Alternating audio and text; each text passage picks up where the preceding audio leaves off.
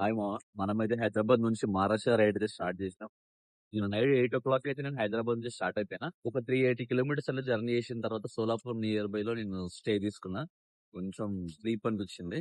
మనం మహారాష్ట్ర రైడ్ ఎప్పుడు చేస్తున్నప్పుడు గుర్తుపెట్టుకోవాల్సింది ఏంటంటే పబ్లిక్ క్రౌడ్ ఉన్న దగ్గర స్టే తీసుకోవాలి. అసలే రోడ్ ఇక్కడ worst and that to not safety. మనం ఎప్పుడైతే క్రౌడ్ ఉన్న నియర్ బై లో తీసుకోవాలి. మనం టోల్ గేట్ దగ్గర తీసుకున్నా. నాకు ఇక్కడ ఎక్కడ స్టే కనిపించలేదు. సో ఇదే నేను స్టే తీసుకున్నా. నాతో పాటు వచ్చిండు నా ఫ్రెండ్. ఇది నా బైక్ ఇంకా పార్క్ చేస్తున్నాం మేము ఇద్దరం. సో ఇది మన స్టే అన్నమాట.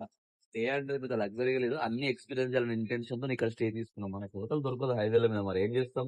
మన థర్మాకోల్ బెడ్ అది నా పిల్లో. ఏం చేద్దాం, నాకు ఇక్కడ ఏమి దొరకదు. అంకుల్ బాండి దొరికింది, ఆ బాండి నా పిల్లో అయిపోయింది. పొద్దున వచ్చిన అంకుల్ 4 o'clock